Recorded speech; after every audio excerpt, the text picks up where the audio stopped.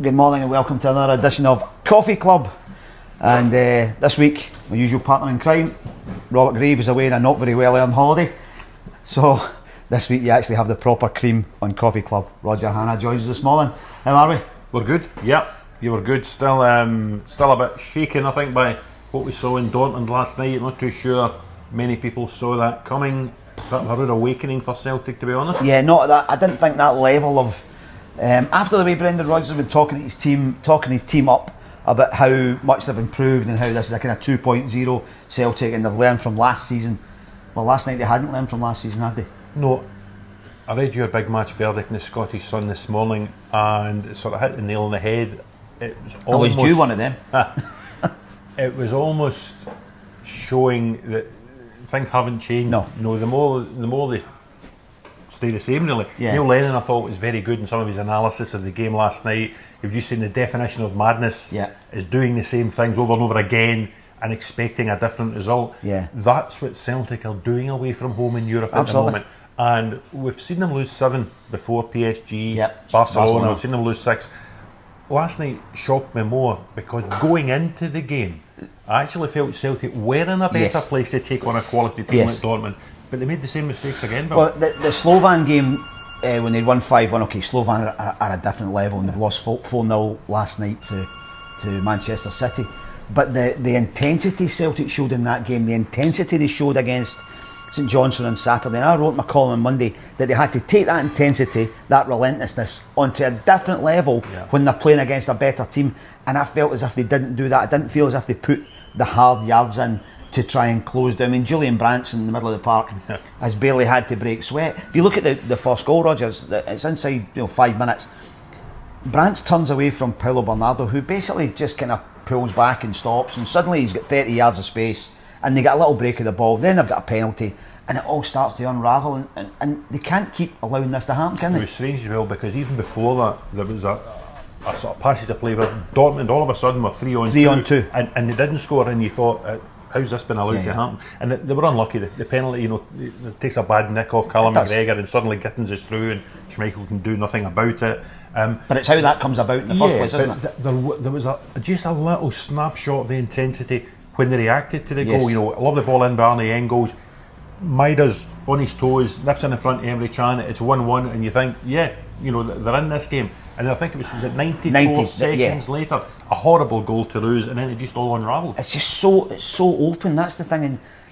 And Brendan Rodgers has a great way of playing football when it's working, but surely at some point he has to find a way to do things. Now it's funny because Robert Grieve always gives me a row for using that thing about insanity over and over again. But I think it's a thing that applies a lot in life and in football, is that we make the same mistakes, but we keep expecting a different outcome. And he keeps getting in, and most of Celtic's heaviest defeats in Europe come with Brendan Rodgers' name beside them. And it's Atalanta next, away in Bergamo, Europa League winners last season, a very good team. They pushed Arsenal all the way in match day 1. He was asked after the game, Brendan, is he thinking of tempering it a little bit?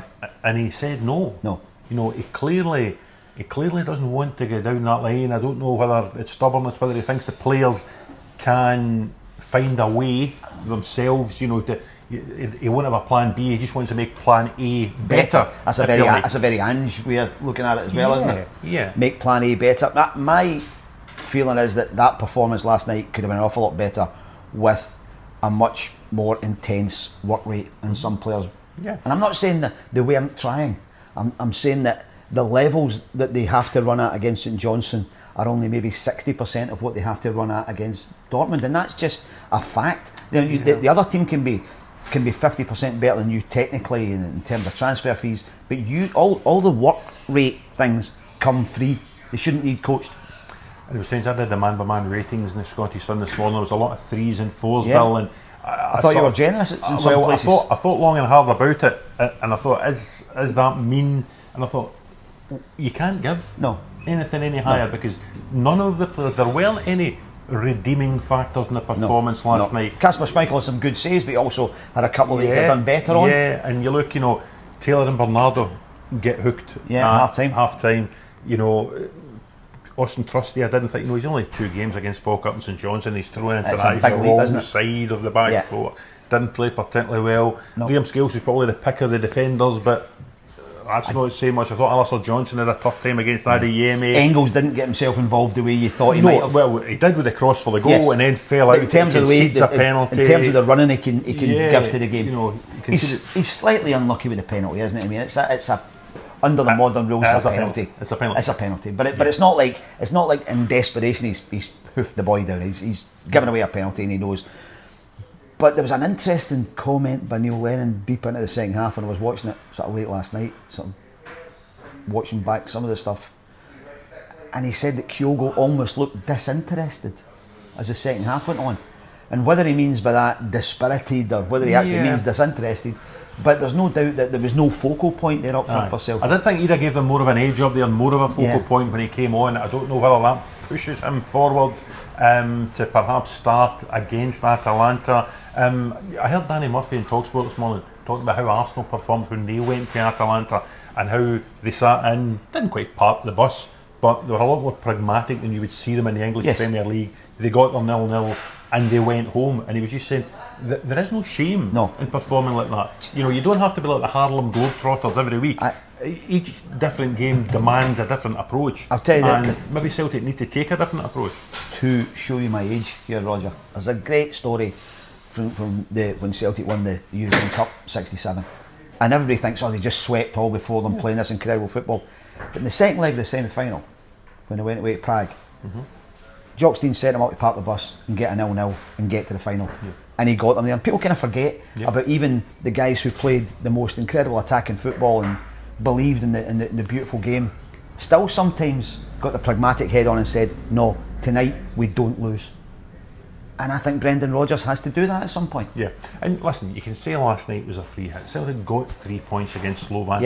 I think they'll pick up enough points. You know, you look at Zagreb to come, Young Boys to come, Club Bruges to come. They can get the 10 points. I think you might not need 10 points to get in that top 24. Last night was a free hit, but it ended up being quite a heavy hit. Yeah, and that's the problem, is the number of heavy hits away from home. And if Celtic were to say, look, we want to get through to the last 32, so get into that playoff position, at least, that's great. That's a great achievement to then be into Europe for another 3-4 weeks, whatever it is.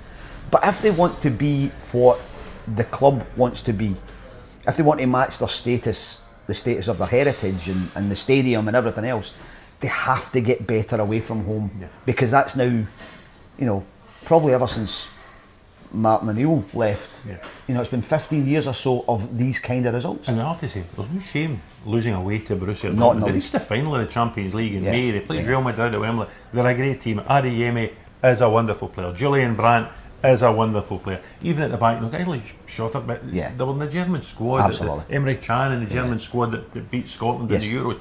There's no shame losing there. There is a bit of shame losing 7-1. Yeah, and it's how you lose, isn't it? It's how you lose. If you go there and lose 2-0 or 3-1 and you're involved in the game and you're creating chances and you're holding the ball and you've got a bit of possession and you're causing Dortmund problems from time to time, that's how Celtic should be playing. Well, for instance, when they get the equaliser at 1-1, that's when a good team says, okay, they're going to kick off, they're going to come up, let's just sit in for 5 minutes. When we get the ball, 6 or 7 passes, because no matter who you're playing against, any coach will tell you, if you get 6 or 7 passes, the opposition will automatically back off a little bit, and you'll just get to breathe. But they score the goal, they set up to go and let's go and get another one, and suddenly they're 2-1 down and 3-1 down and 4-1 down and 5-1 down, and it just becomes horrible for them. You can't keep coming back from that at the same level all the time. I don't care what MD says it. You could say, well, if they win 3 of the 4 home games, they'll probably get into the playoffs. Great. But you need to start doing something better away from home. Callum McGregor, he spoke well after the game, and he spoke always about does.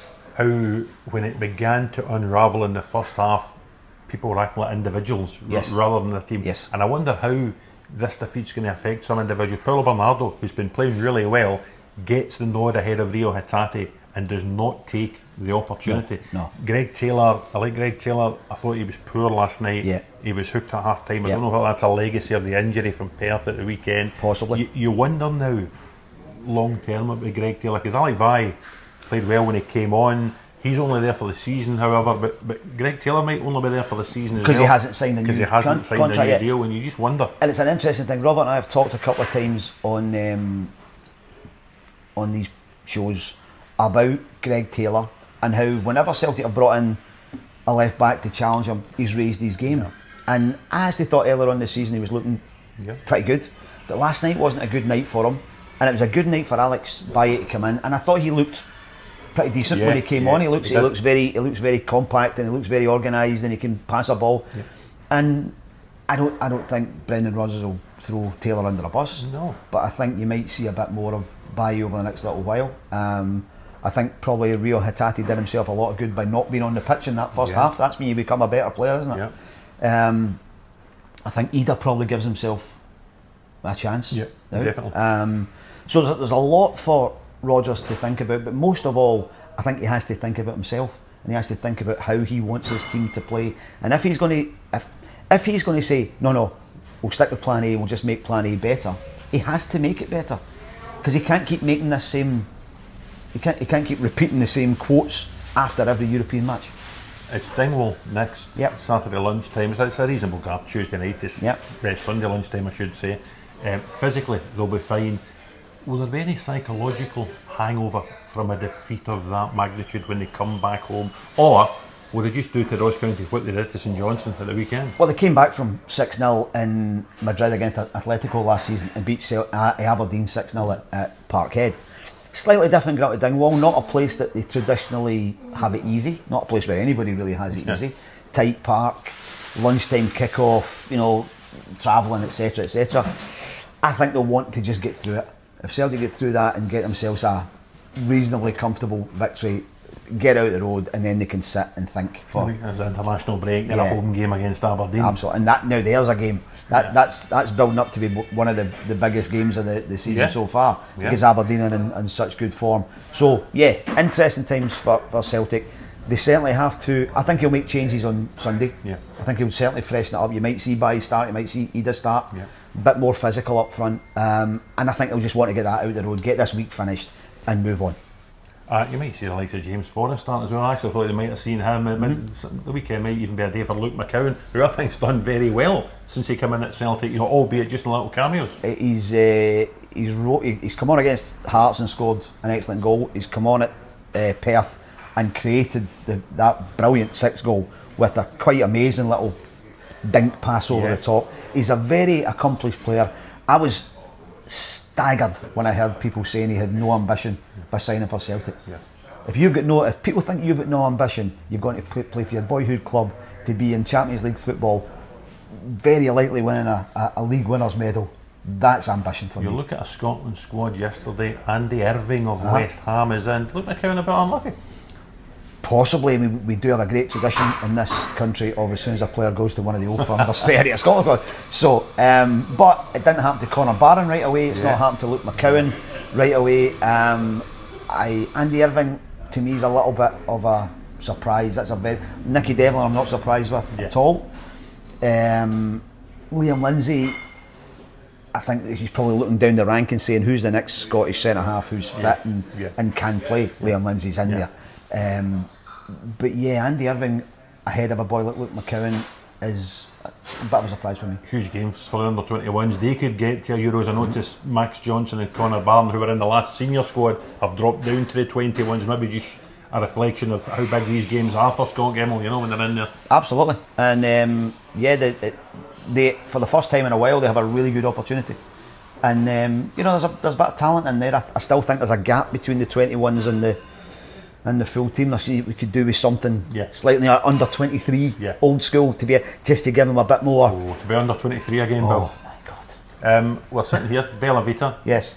Moss Park Boulevard, just along the road from Ibrox. Yes. Tomorrow, just a throw-in away. Indeed. Tomorrow night, Lyon at Ibrox. Yeah, big game. Star-studded. Wilfred Zaha, Alexander Lacazette, Saïd Benrahma. They're all there. Ainsley Maitland-Niles. There you go. It's easy for you to say. Rangers after Malmo. Yeah. Can Rangers continue another win? They will.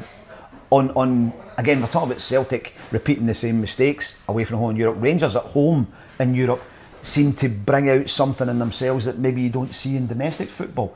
They seem to find an extra yard. They seem to find an extra sort of ounce of energy. Guys like James Tavernier come alive under the lights on the big European nights. That's what Rangers will need to do.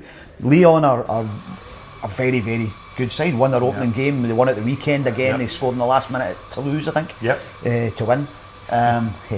And they have a lot of good players. They have a lot of players who kind of lost their way a wee bit. You know, your Lacazette at Arsenal was kind of lost. Zaha, you know, was he going to be a superstar? Was he not going to be a superstar? Maitland-Niles at Arsenal kind of thought he was going to. But they seem to have a way of bringing them in and making them into something. And they've got a very good, deep, strong bench as well. At home, I don't think anybody wants to go to Ibrox on European nights. No, 4 clean sheets on the spin since that defeat at Celtic Park.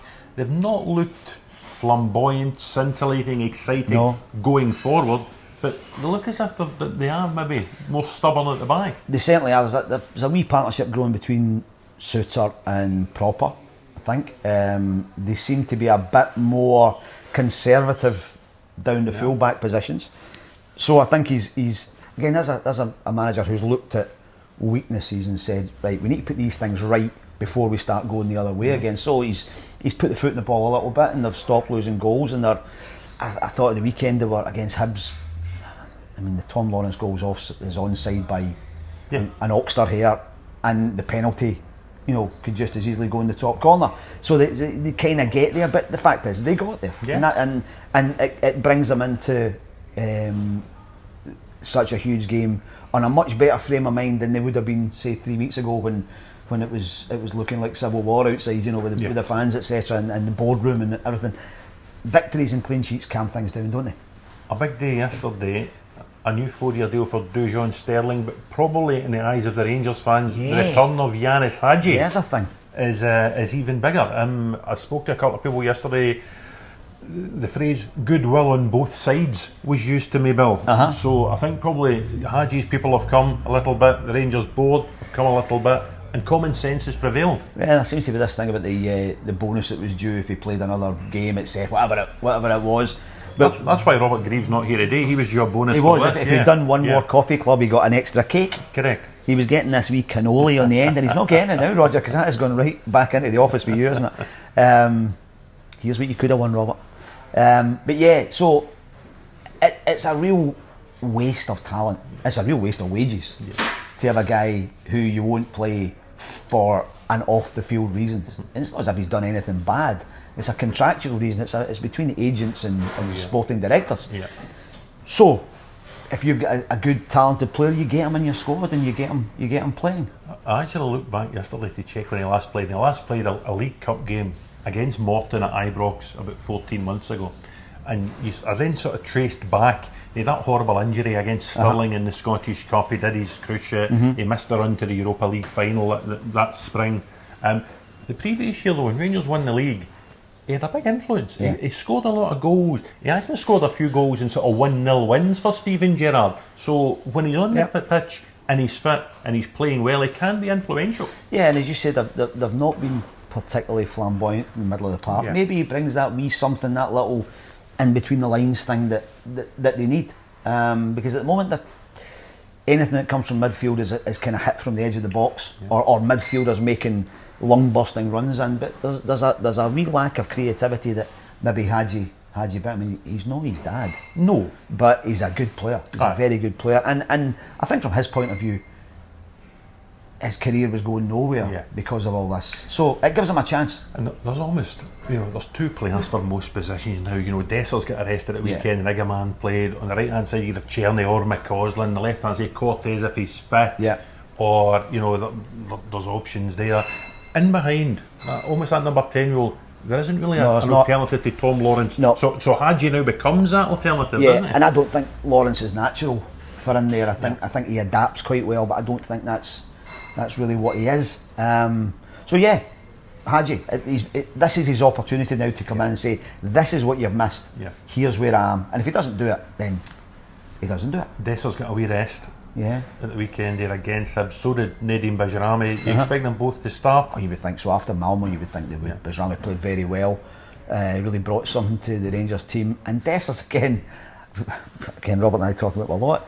for a man who's very one-footed, doesn't have a great first touch, is a little bit clumsy and misses a barrel of chances, he scores some amount of goals. And that's what. So if the ball went in off his left buttock tomorrow night and Rangers got a goal, they'll be happy with him, because that's what the guy with number 9 in his back is meant to do. We touched on Conor Barron, out the Scotland squad, into the 21s. He will obviously start for Rangers. If we looked at the back four and the goalkeeper, and they're quite solid and they've had 4 clean sheets, and we've looked at Dessers and Bajrami and Cherny, is the Rangers' problem at the minute who plays with Barron? There's no Diamande in the squad at the weekend. Nico Raskin came in, looks a shadow of the Nico Raskin that came 18 months ago. Absolutely. He got hooked at half time. Kieran Dowell's in, didn't really grab his chance. Got yourself about, get stupid things. Is that an issue? Does Sterling perhaps come in there now? I think Sterling's a terrific player. There's a big argument that you'd have Sterling at right back for, and you know, but I think Sterling, I don't quite know why he's not played as much as some people think he should. I think he's a terrific player. I think he's very strong, he's very quick, he's got a good footballing brain. I think Diomande next to Barron looked very good in Malmo. I think he's a real talent, and he's emerging, and if you give him a couple of seasons, he's one that I think they'll probably want to cash in on at some point. But either Sterling or Diomande I think is a good foil for Barron. As I say, I think Sterling maybe down the right hand side might be a better bet for Rangers. The Sterling contract, 4 years to 2028, kind of came out of the blue a wee bit yesterday, but Philip Clement's spoken in the past about the way Rangers have lost key players for nothing. End of their contract. Absolutely. Lundstrom's gone, Kent's gone, Morelos is gone, Barisic is very gone. Poor management.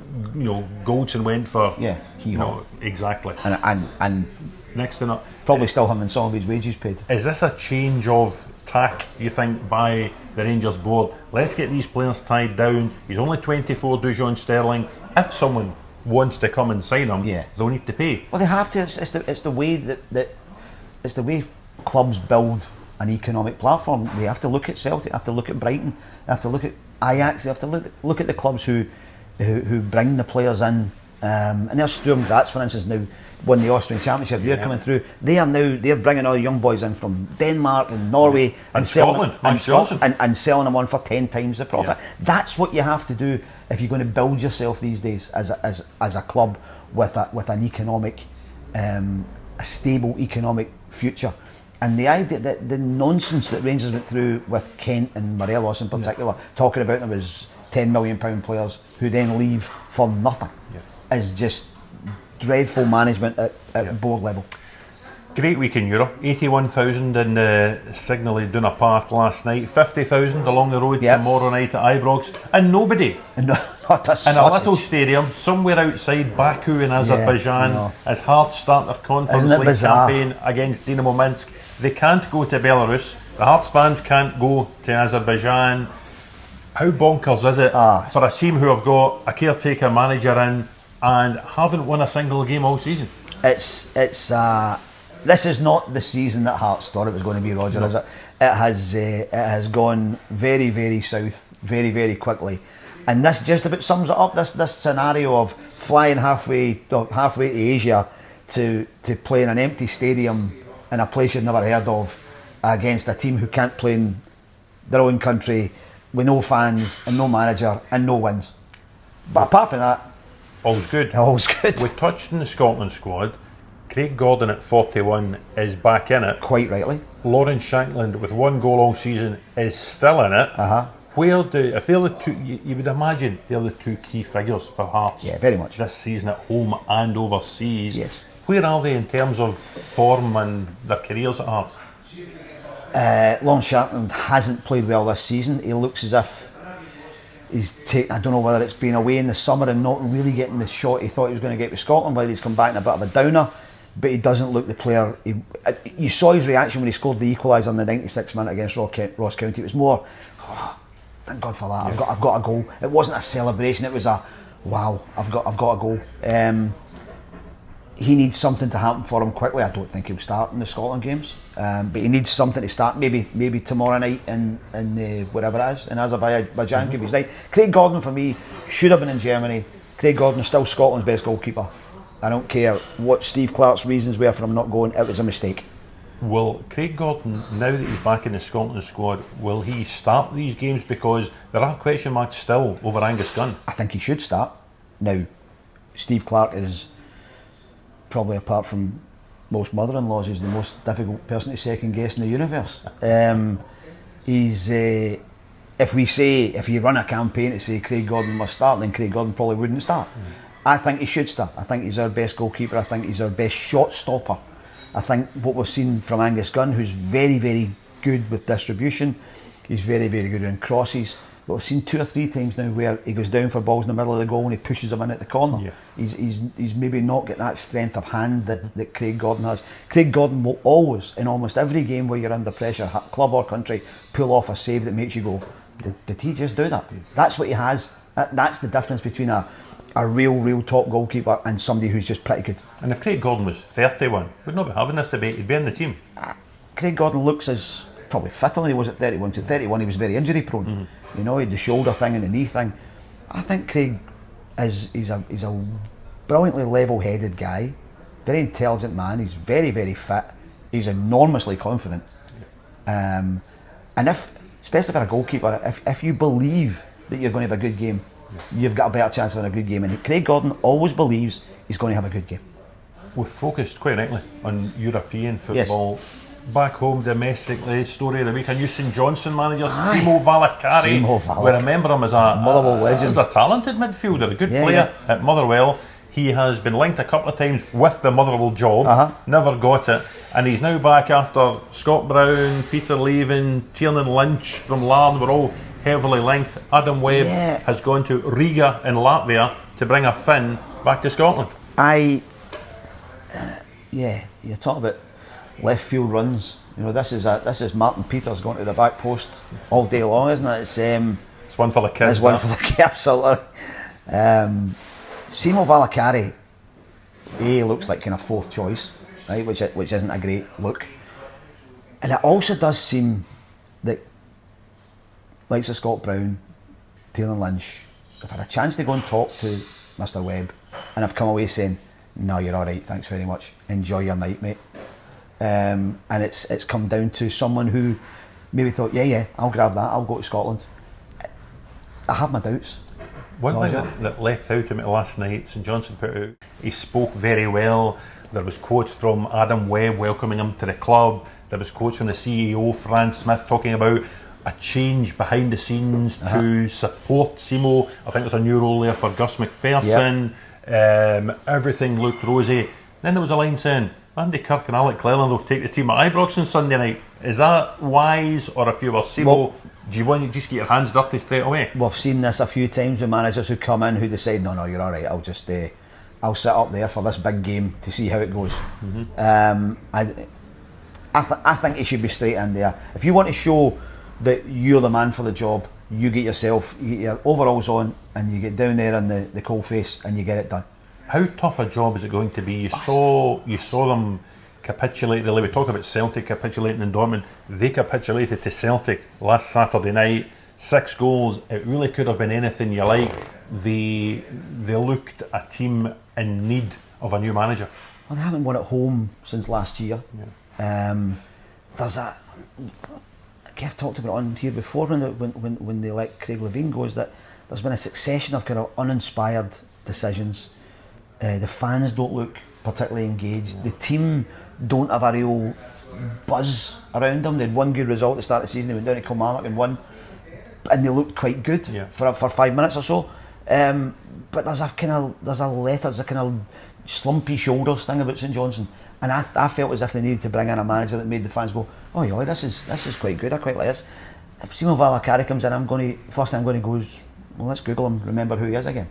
With no offence to Simo Valakari, but that's not what's going to get fans coming through those turnstiles. He spoke about playing exciting football. Now, no disrespect to any of his predecessors at St Johnstone, but when St Johnstone were good, when they won the Scottish Cup 2014 under Tommy Wright, when they won the Cup double under Callum Davidson, I don't remember them being hugely exciting. They were solid, they were defensive, they were hard to beat. That's the phrase, they worked so hard in midfield. You think back to the Chris Millers and the Liam Craigs and the Murray Davidsons and guys like that. They worked hard, and You know, they earned everything that they got. I think the modern phrase is that they played in a certain way. Yes.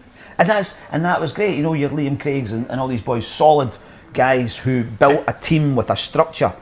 And I don't feel as if that structure's there with St Johnstone. There seems to be a constant turnover of batch loads of players, and I don't think there's a connection between the team and the fans particularly. They've had great owners in the past, and they've got a new owner who's finding his feet. Something needs to gel to connect it all together and give them something back. If they can get Sidibe and Kimpioka back together at the top end of the team, so you've got pace. You've got a bit of pace. You need goals to win games. You need to win games to stay up. Are those two St Johnstone's best chance of steering clear of the bottom two? Well, goals and wins are going to steer you clear. I'm not convinced there's enough right through that team that says that this will be the year that they keep themselves up, because it's been coming for a while. And they've always managed to get themselves away. I'm not sure this is the year. Robert Thompson, our colleague who specialises in all matters St Johnstone, says a goalkeeper and a centre half are desperately required in the January window. Is that fair, do you think? I think so. I mean, they've lost Liam Gordon. They have gone through centre halves through injury this season. They ended up with a really ragtag defence against Celtic. I thought Sinclair did quite well, but he was battered from all sides. Robert knows St Johnstone a lot better than I do, or than you do, so I would take his word for that. I think they need more than that. I think they need an injection of belief and confidence, and maybe Zino Valakari's the man to give them it. Well, we'll wait and see. We will wait and see. Meanwhile, it's tiramisu time, Roger. Oh, wonderful. Thanks very much. All the best.